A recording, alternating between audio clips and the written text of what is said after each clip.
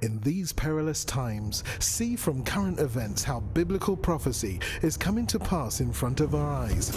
You're watching In the Last Days, the program that looks at Israel and the end times with teaching from a Hebraic perspective. With Martin and Natalie Blackham, thank you to our friends and partners who make this program possible. Now, here's Martin and Natalie.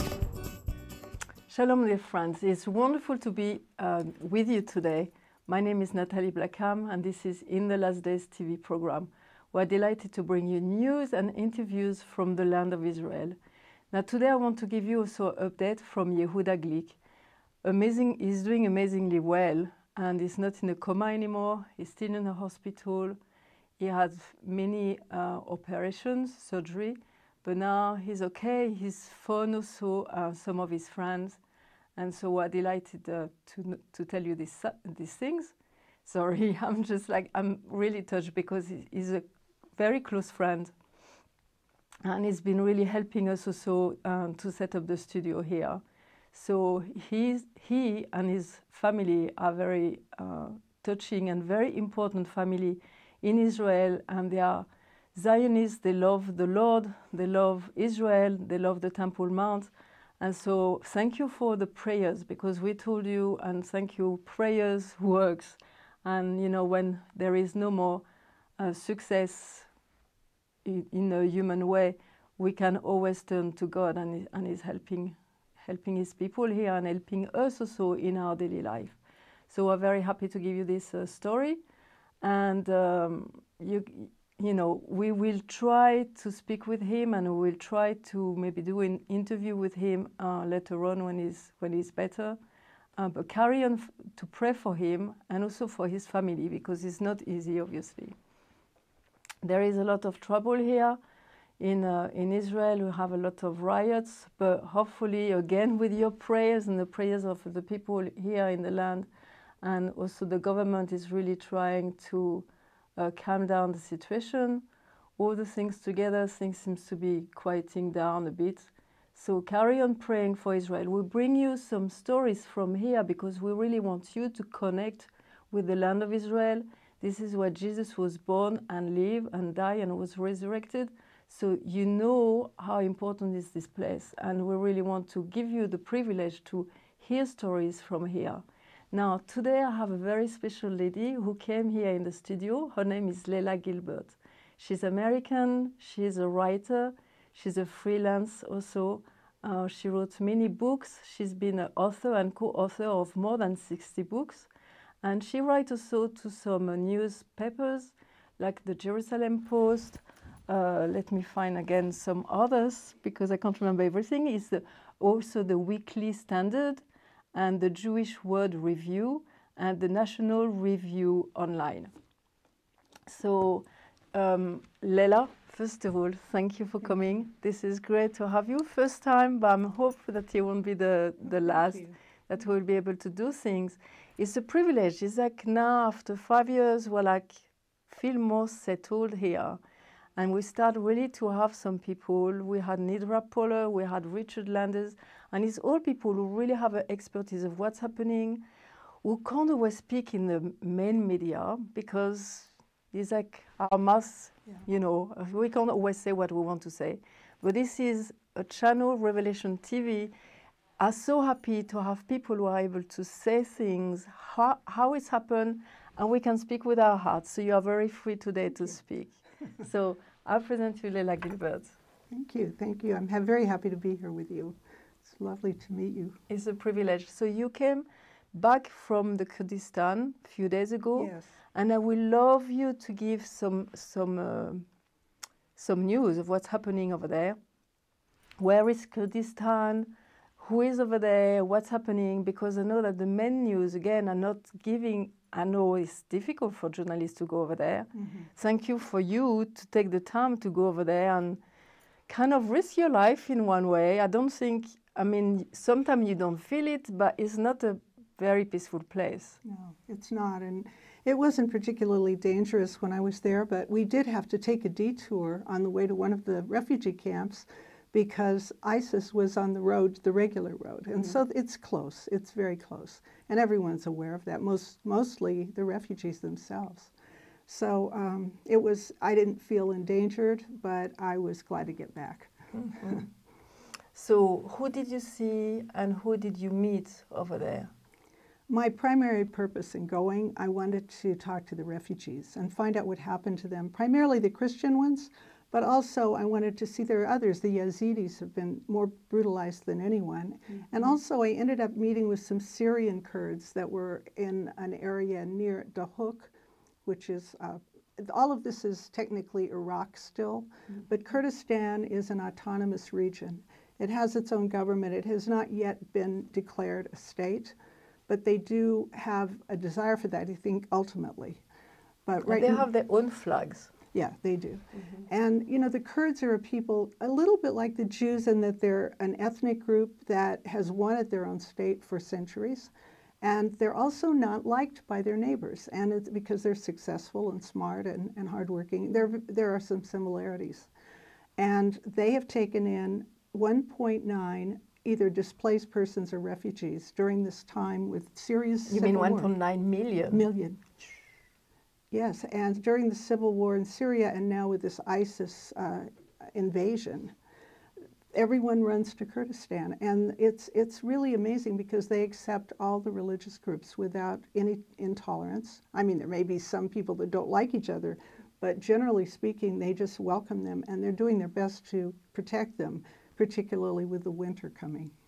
Yes, this is, I mean, we know here we're on the mountain of Israel, and Tel Aviv is warm and can be okay during the winter, but every time that you go into mountains, suddenly it's like cold, you have the rain, you have the mud, and Kurdistan is the same, it's quite similar. high. Very yes. similar. So who did you meet over there? I mean, like, tell us maybe a story who really struck you, you know, when, I know how it is when you travel, suddenly you carry on things after in your heart. The first place I went was to, and part of Erbil, which is the capital of Kurdistan, is called Ankawa. Ankawa is the Christian region there in the city itself. It's the place that has liquor stores and so forth, because so everybody goes there on the weekend. But that's also where the refugees from Nineveh, Mosul, and Karakush went. They went to Ankawa and flooded the community with thousands and thousands of refugees. So I went there, met first of all with the Archbishop, Warda is his last name, talked to him about the situation itself. And then the next... So he's from Kurdistan? Yeah, he's a Kurdish. Okay. He was there before all this happened. He said one morning he had, you know, people knocking on the door of the church, 5,000 people knocking on the door, help us, please.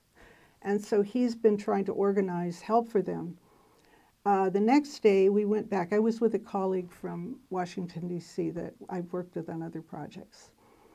And we went back the next day, and there I just walked around and said, does anybody speak English? And I found a young woman who taught English in Karakush.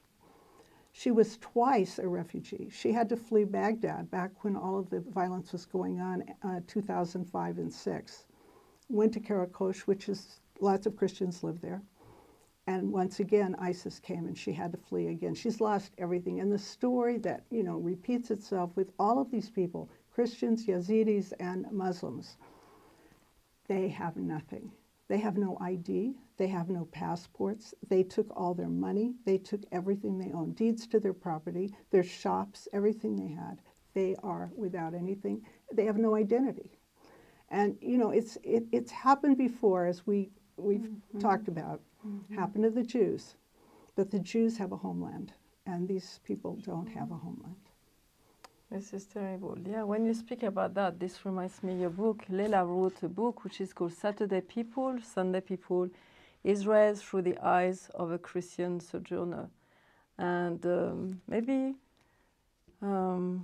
we can speak a bit about that. As you say, like the Jews, like you arrive in Israel, discover again things that we don't know about the Jews in the land here. And you speak very well in the book about these refugees who were like after 1948, I mean even before, but like there was a huge amount of Jews who had to escape for the Arab countries. And so you discover that, and this is, and you are saying Saturday people, and so tell the, why is the title? Yes. Saturday people, Sunday people comes from a jihadi saying, which is often said in a subtle way, first comes Saturday, then comes Sunday.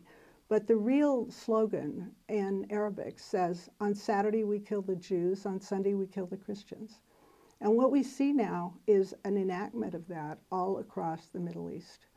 The countries that had large Jewish populations, many of them wealthy, many of them counselors to kings and prime ministers, they left with the shirts on their back between 48 and maybe 1970, after the 67 war, the last of them.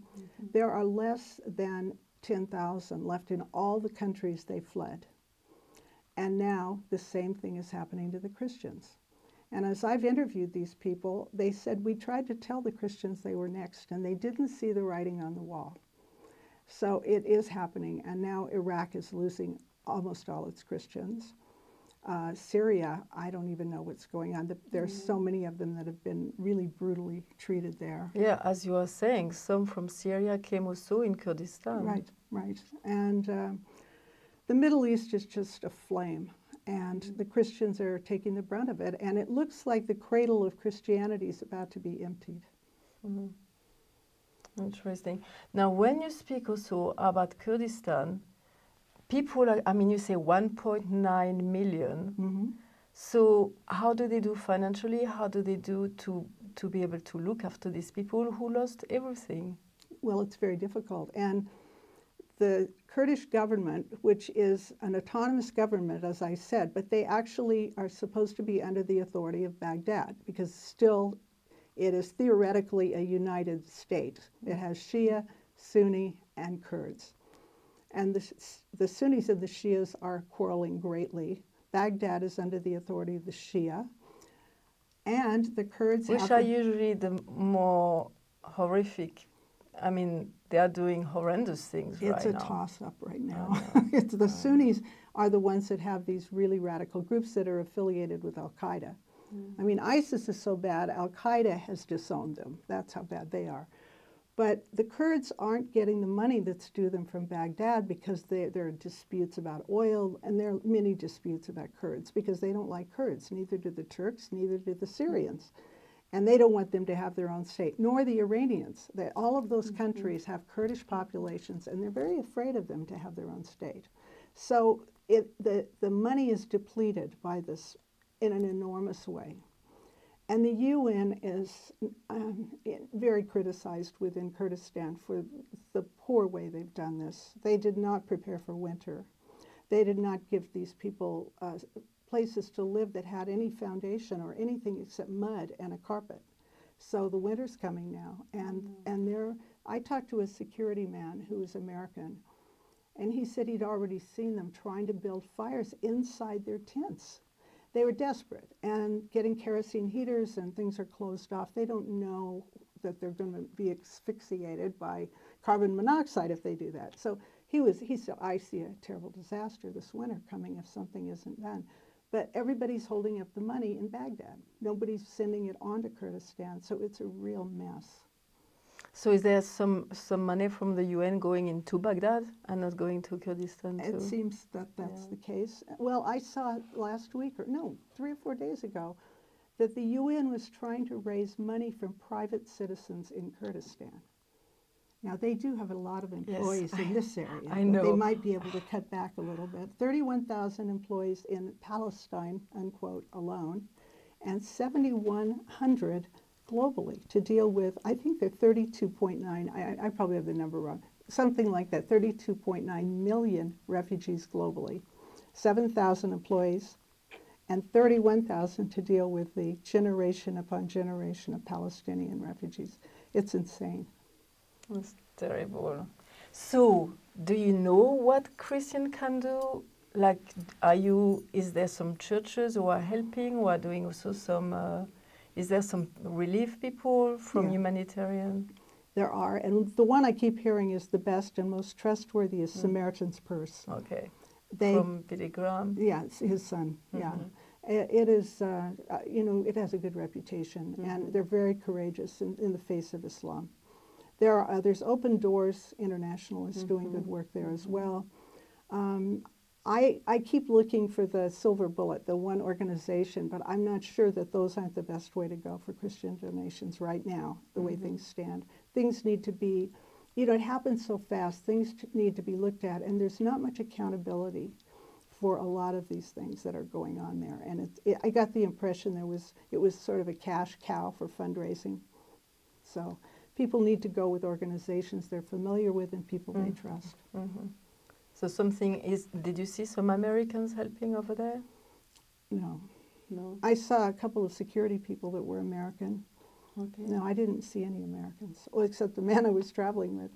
But we also met with the Kurdish government, by the way, and they are trying to encourage America to bypass Baghdad, not only with relief, but with weaponry and with help for the... Yeah, okay, so if somebody knows people in Kurdistan, or somebody knows people in England, in America, wherever, you know, they are our brothers and our sisters. Absolutely.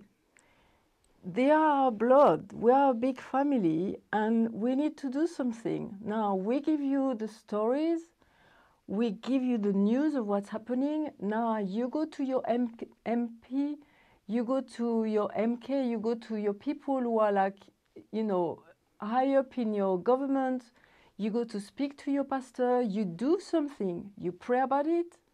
One hand you pray, the other hand you do something. And please tell us also what you are doing, and maybe Revelation TV might want also to do something, because they are our brothers and our sisters, and we are responsible for them too. If we were in this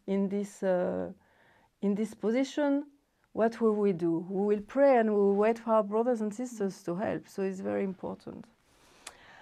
Whoa, this is not very nice, but we need to know, like, I was reading this morning and I was thinking again about Daniel, where he's speaking, like, again, in the last days. We know, I mean, it's like everywhere. Before, people were saying, yeah, you are always speaking about that, you know, but now it's like, yes, we know. And I think a lot of people are more aware that we are living in the last days. And like in Daniel, it said, like, the wicked will be more. Maybe we can read the passage, because it's written in an amazing way. And God is saying to Daniel there, you can't understand all that will happen. Just write it down and don't try to understand it, which is quite interesting. And after we are going to read it in Revelation, it's written almost the same, but he said, now you know, and you can say the thing. Right. Which was not at the same time, obviously, and there is a revelation that God is giving. And before, he was trying to give few dots to know where we were going as humanity. So let us read. This is in Daniel, and it's chapter 12. And let us find where it is. That's it. It's 12:10. Many will be purified and made white and tried, but the wicked will do wickedly, and none of the wicked will understand, but the wise will understand. So there is a wisdom that God wants us to have, which is very interesting in these last days. And I remember in Jeremiah, there is a passage also where it's written, at the end of the time, you will understand. Like God is taking the veil of humanity to be able to understand what he's doing for all of us. And there is a passage in Revelation also, it's 22, which is interesting, it's the last chapter, is verse 11, and it said, no, again 10, which is interesting, and he said to me, so God is speaking to John, okay, and he said, do not see the words of prophecy in this scroll, for the time is near. And in Daniel, he said, close it, you can't understand, which is interesting. Let the one who does wrong still do wrong, and the one who is filthy still be filthy, and let the righteous still do righteousness, and let the holy still be holy. Which is interesting because when I find in that, and I find the Jewish people are very much like that, it's like, I'm not going to force you to be in a certain way. Right. I have to do what is right. And with the example of what I'm doing, you can understand if you want to understand. If you don't want to understand, you know. And I like that. It's like you are not forcing the thing on the people, but the righteous will do more righteous things. And I think we're coming at a time where you can see the good people who wants to do more, Right. because they have to in one way. If their heart is good, they feel that they have to do that. And the wicked, I mean, as we can see, is like going bad to worse. And I mean, we heard about the rape and beheaded, and because you didn't speak about all these things, but people. Well, it's mostly the Yazidis that have been abused the most. Christians have been driven out with nothing. But what we learned from the Archbishop is that because this al-Baghdadi, the quote caliph unquote, sees him, he's quite a scholar of Islam. In fact, he has his PhD in Islamic studies.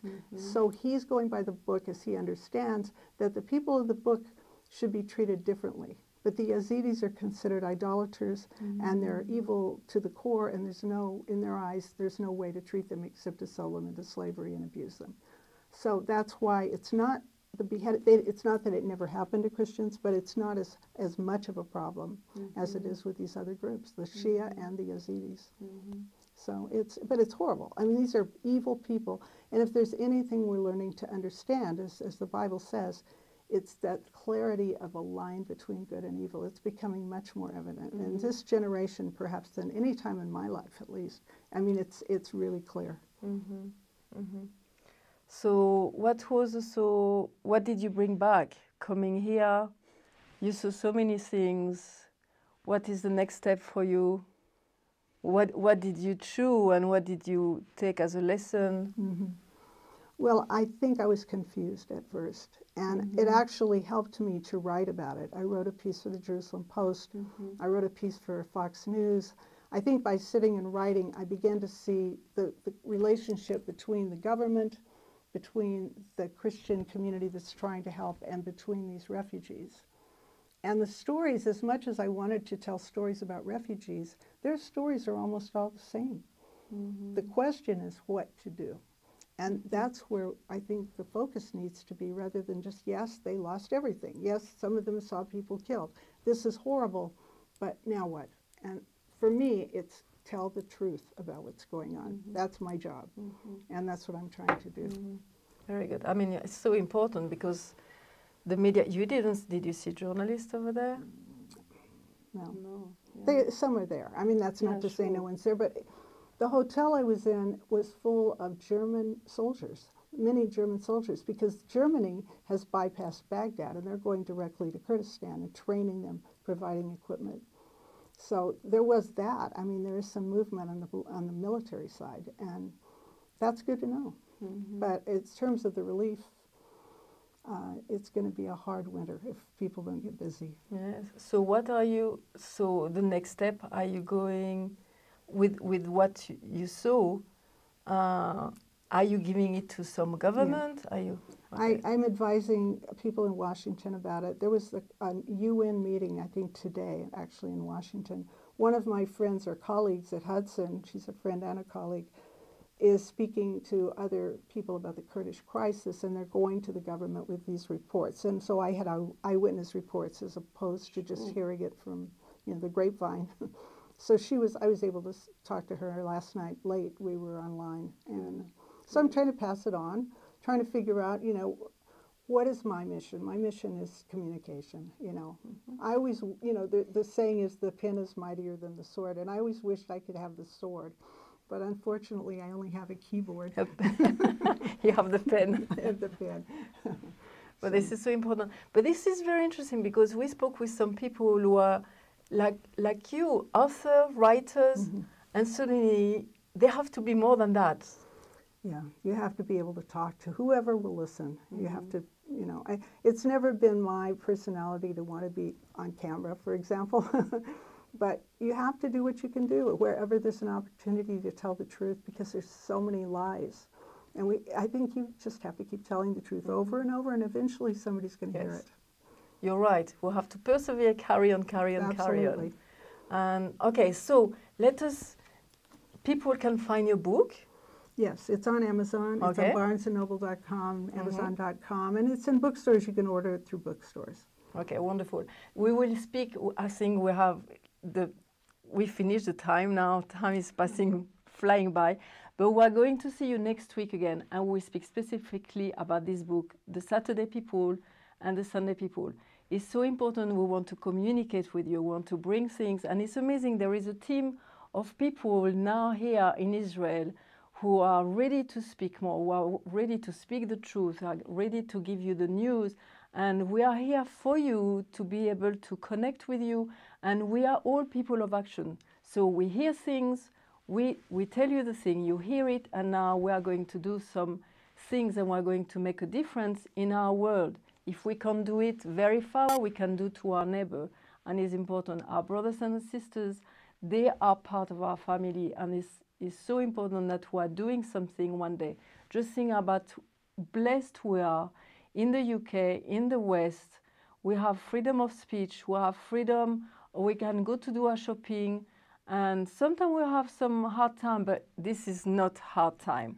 When you have nothing, no identity, lost your job, everything, we are blessed. And because of that, we need to give a bit of what we have. Like, we have more than we need. So we need to share it with our brothers and sisters. Now, from Ella and from me, we'll see you next week. And from both of us, we are saying to you, Shalom, Shalom from Jerusalem. Bye. You've been watching In the Last Days, a TV program with Martin and Natalie Blackham, the program that looks at Israel and the end times with teaching from a Hebraic perspective. If you would like to financially support the program or find out about conferences, meetings, or ministry products, then please contact us with the details on your screen. Visit our easy-to-use website at www.inthelastdays.com and register for our free e-newsletter. Get the latest news from Israel, product information, online video teaching, or watch today's TV program at a time that's convenient to you. Thank you again, friends and partners, for making this program possible. See you same time, same station for the next program from In the Last Days.